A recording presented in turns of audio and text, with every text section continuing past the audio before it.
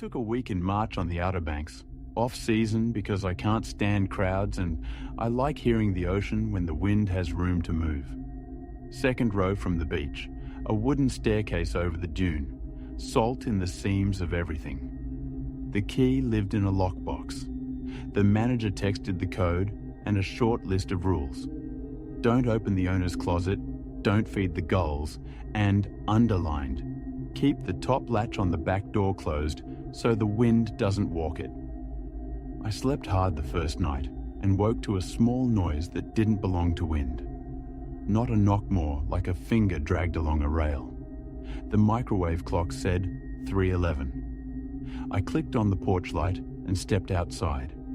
Empty staircase, boards going soft with salt, sand whispering between houses. I told myself it was a branch and went back in.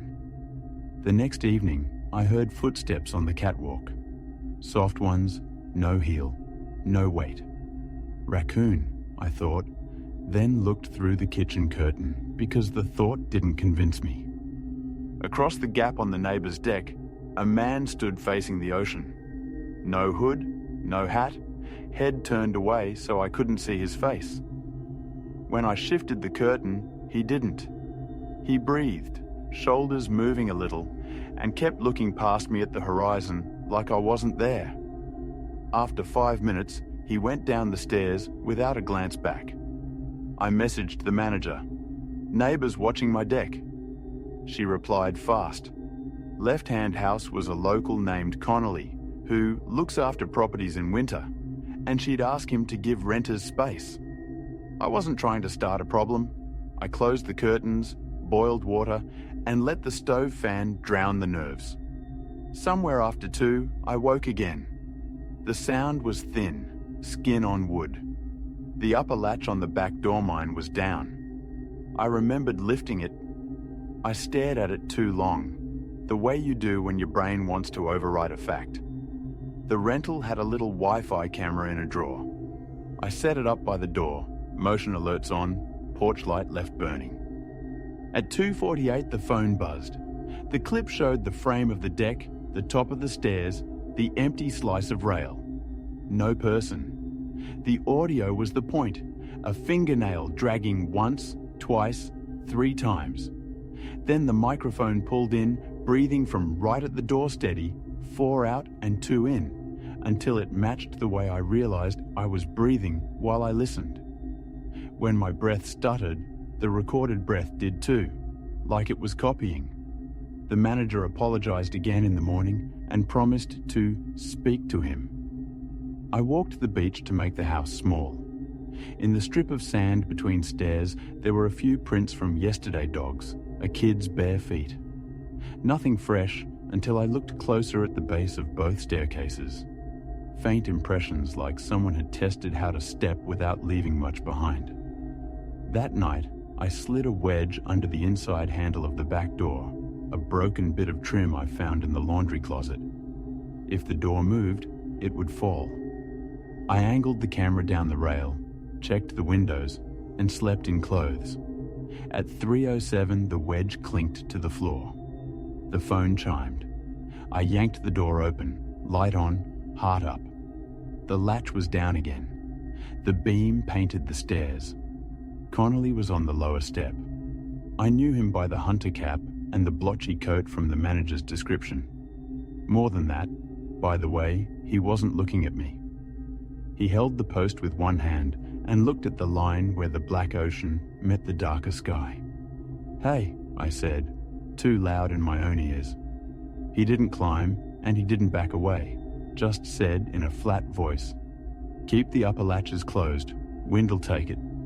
He added, after a second like he was choosing whether to bother, "You can hear everything at night." Then he turned and went down into the sand with that light, careful step that leaves less than you expect. The manager offered a lock for the service gate on my stairs. I told her it was fine. 2 nights left. I pushed furniture against both doors and left the camera up. Nothing else happened. When I checked out, A faint pale line ran along the rail by my door, as if someone had drawn a straight nail gently from post to post and then wiped sand across it to lighten it, dry to the touch. Back home, I still check the top latch in daylight, and I still have the little clip where the microphone hears a stranger breathe in time with me at my own door. If anyone asks, that's the part I remember. Not the face I never saw, but the moment my lungs kept a rhythm that didn't start with me.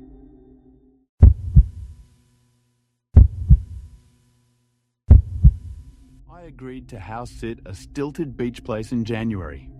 Keep heat on, bring the mail inside, don't burn the fireplace if the wind comes northeast. The house stood up on pilings with a gravel pad under it and an outdoor shower that was shut off for the season. The owners left a tidy binder, a spare key, and a line I skimmed and then read twice. Please do not open the owner's closet in the hall. The first nights I learned the house's voice, the boiler's throat clearing, the boards when the temperature drops, the cheap blinds tapping. On night 3, around 2:12, the boiler woke for a short run, like someone had opened a tap and changed their mind. I went down the interior stairs and out to the shower. The valve handle was dry. A single bead hung on the shower head like a glass eye. Drops on the sand under it made a short, dotted arc. Condensation, I told myself. 2 nights later, the same cycle.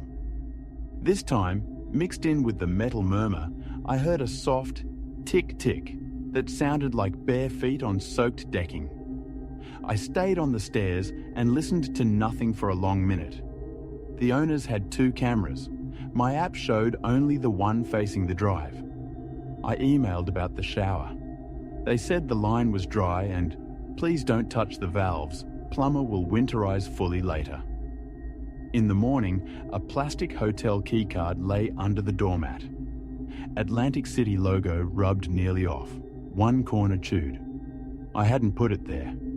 I set it on the foyer shelf like you set a coin you find on a sidewalk.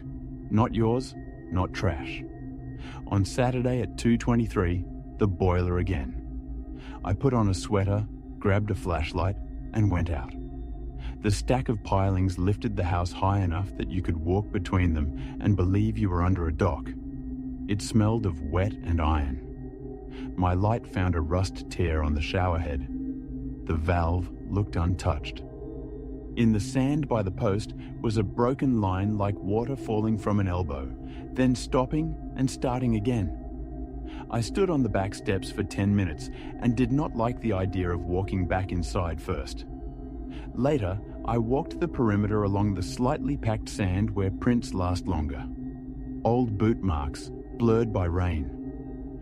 At the outside stairs, a fresh heel print punched deeper than mine, followed the steps up and vanished at the mat. I lifted the mat and found a black hoodie drawstring laid straight, like someone had balanced it on their finger and placed it. I took a photo and sent it to the owner, asking if it might belong to their kid. She sent 3 question marks and then nothing. That evening, a half-moon haze showed on the big ocean window from the inside, right at face height. I wiped it with my sleeve and the mark blurred, not from moisture, but from the oil of a breath that had met glass hours ago. I'm short, but not that short. I went to the hall and stood facing the owner's closet without touching the knob, like you feel a draft and stare at a closed door to see if you can hear why. At 2:23 again, water and then a human breath in the floor. I didn't go down this time. I set my phone to record and aimed the microphone at the boards. On the file, you can hear the boiler, then a quick intake, the sound you make when you're done with a cold shower and force your lungs to act normal, then soft steps on wet concrete. I sat on the bed with the lamp on until the room turned. That color things get right before dawn. A neighbor called late morning, said his name was Mike, contracts to keep an eye on the street in winter. He'd heard a note about movement overnight and asked if I'd seen anyone under the house. I told him about the water. He said pressure burps happen, and then, almost as an afterthought, told me not to go under the house at night if I saw anything weird. He texted me his number. The hotel card disappeared from the shelf sometime that day. I thought I'd moved it and then found the doormat lifted at one corner, like someone had used it as a pocket and left in a hurry. I snapped a picture for the owner. No reply. The final night. Nothing at 2. I drifted. In the sunrise grey, the owner phoned to ask if I'd called the police. Their driveway camera had fired at 1:56 and auto-alerted some security guy who pinged them. The clip shows a hooded person at the door angling something that might be a card between door and jamb, and then pressing their mouth near the gap. The face never shows. After a minute, the person goes down the side path toward the shower. By the time a patrol car arrived, I had a bag packed. The officer watched the clip on the owner's login, asked if anything was missing, if anyone had keys, if I'd opened any interior doors I'd been asked not to. I said no. He said sometimes kids fool around in the off-season and then, more deliberate, asked if I had access to any internal cameras. I said I didn't. He nodded like that was the right answer and told me if I felt unsafe to go to a neighbour and stay upstairs, not under the house. I left the next day. The owner sent a thank you and said the plumber would check the shower valve. I don't know who showers under someone else's house at 2:20-something in January, or why they'd lift a mat for a hotel card and breathe at a door crack. I do know there's a fingerprint crescent on the inside of my memory, the same shape as the one I wiped off that window, higher than my eyes could make on their own. If I'd gone down the night the steps pattered on wet concrete, I think this would be a different kind of story, or none.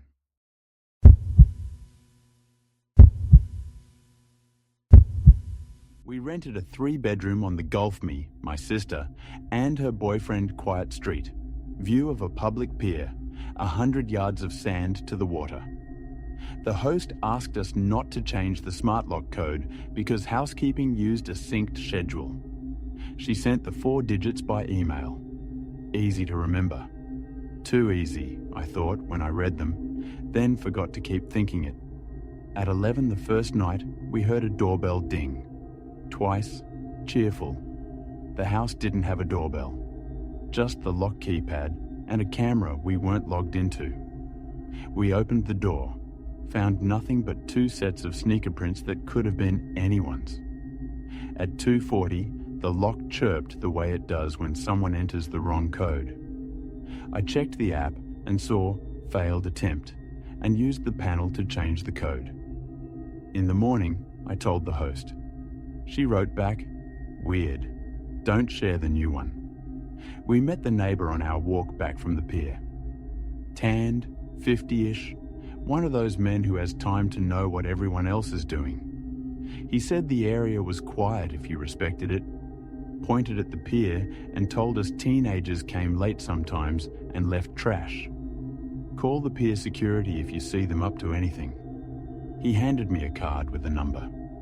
The second night the lock chirped twice at 2:31, then paused and chirped again.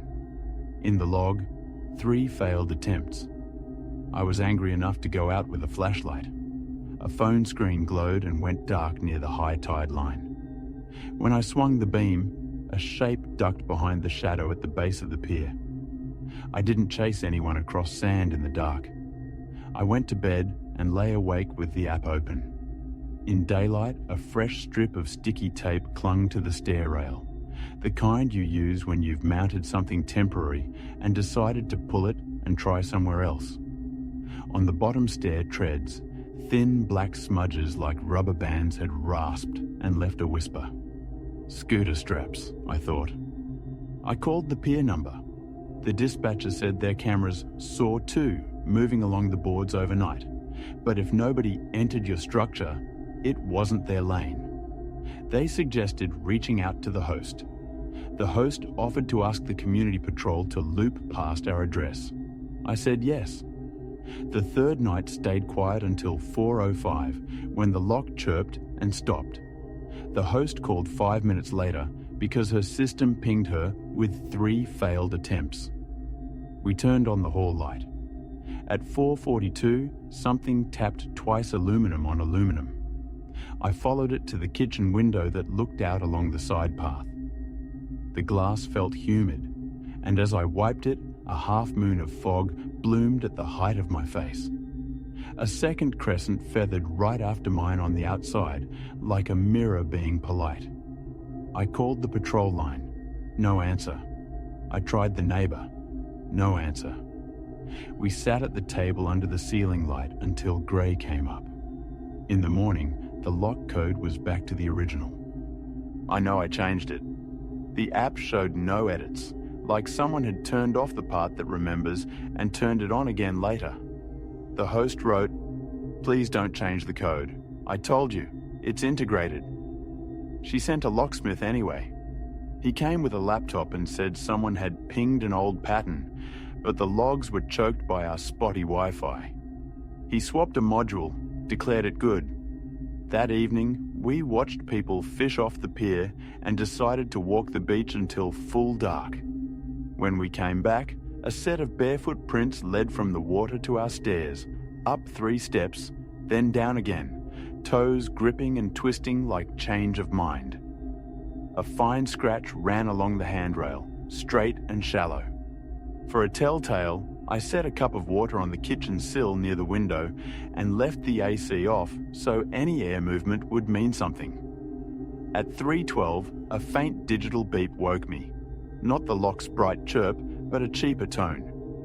On the bottom outside step blinked a tiny baby monitor transmitter the size of a bar of soap, red LED tremoring. A fresh strip of sticky tape clung beside it. I took it inside, popped the battery, took a photo. Why would someone stick a listener to our rail? To hear when we moved? At sunrise, the neighbour wandered over and stood at the bottom of our stairs like a man who used to own a dog that liked to sit there. I stepped out and told him about the little transmitter. He smiled a hollow smile and said, "Kids played with gadgets on the beach, and I shouldn't worry." Then he told me not to change the code because housekeeping was due first thing after you check out, which was a detail only the host should have had. I packed early. My sister complained, then agreed. When I closed the door, the app offered to restore default code. I tapped no. The lock beeped. We were halfway to the car when my phone flashed successful entry at 7:01 from inside. I walked back to the deck and looked through the glass. The hall light glowed. I'd turned it off. I didn't go in to check. I messaged the host everything. The lock failures, the sticky tape, the baby monitor, the code rolling back. She thanked me, said she'd replace the cylinder and redo the integration, and an hour later sent a sentence that sat heavy. "Thanks, housekeeping got in, all good." I asked if she changed the code. No reply. I still have the little transmitter. If I tilt it, a film of tack catches the light where it touched our rail. I think about the alert that fired after we left, the hall light burning without us, the neighbor who knew our checkout. Quiet neighborhood, read like a promise. But what it meant was that you can hear when your lock chirps in the dark, and you can hear when something else learns the sound and waits for it.